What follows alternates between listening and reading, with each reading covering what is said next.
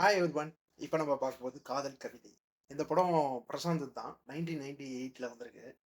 இந்த படம் பார்த்தீங்கன்னா, பிரசாந்த் படம் யார் யாருக்கெல்லாம் பிடிக்கும், அவங்கலாம் கண்டிப்பா பார்க்கலாம் இந்த படத்த. பிரசாந்த் படம்னாலே சூப்பரா தான் இருக்கும். இந்த படம் வந்து நெறைய தெரியாமயே இருந்ததுங்க இந்த படம் வந்து.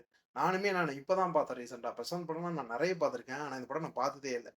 அவ்ளோ அழகான படம். லவ்வுக்கான ஒரு படம்னா இது கண்டிப்பா சொல்லலாம். லவ்வ எப்படி அழகா ஒரு கவிதையால சொல்லணுமோ, இந்த படத்துல அவ்ளோ கவிதைகள் சொல்லியிருப்பாங்க. அதுவும் கவிதைகள்லாம் முத்து முத்தா இருக்கும். கவிதையெல்லாம் நம்ம இப்ப மறந்துட்டோம். அந்த படத்துல அவ்ளோ கவிதைகள் வரும். கவிதை வச்சு தான் லவ்வே போகும். ப்ரொபோசலே கவிதை வச்சு தான். அவ்ளோ அழகா இருக்கும். கவிதை பார்த்தீங்கன்னா. உங்களுக்கு வந்து இதுல பிரசாந்தோட கேரக்டரைசேஷன் தான். அவரோட கேரக்டரே மாத்திருப்பாங்க அந்த படத்துல. எப்படின்னா பணக்காரனா இருப்பாரு. பணக்கார லைஃப்ப புடிக்காம மிடில் கிளாஸ் லைஃப்ப வாழ்வாரு. அதே மாரி அவர் பேசுற டயலாக்லாம் பயங்கரமா இருக்கும். அவரு கொஞ்சம் ஏடாகூடமா பேசுவாரு. ஹீரோயினியோட இன்ட்ரோடக்ஷன் சீன்லயுமே அவர் பிரசாந்துக்கும், ஹீரோயினிக்கும் ஒரு கான்வர்சேஷன் போகும். அதிலயுமே பயங்கரமா இருக்கும் அந்த கான்வர்சேஷனே. அதிலயுமே சரி, கஸ்தூரி பார்க்கும்போதும் சரி, அந்த கான்வர்சேஷன்லாம் பார்த்தீங்கன்னா சூப்பரா இருக்கும். YouTubeலயே அது ஒரு ட்ரெண்டா இருக்கும் அந்த ஷார்ட்ஸ்ல. நீங்க பார்த்தீங்கன்னா தெரியும். இந்த படம் பார்க்கும்போது அவர் பேசுற டயலாக் எல்லாமே அப்படிதான் இருக்கும்.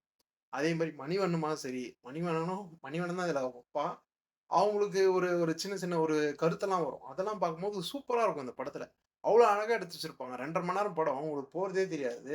அவ்ளோ நல்லாருக்கும். ஒரு நல்ல ஒரு லவ் ஸ்டோரி வேணும் அப்டின்னா, இந்த படத்த கண்டிப்பா பாருங்க. அதே மாரி பிரசாந்த் படம் யார் யாருக்கெல்லாம் புடிக்குமோ, கீழ கமெண்ட் பண்ணுங்க.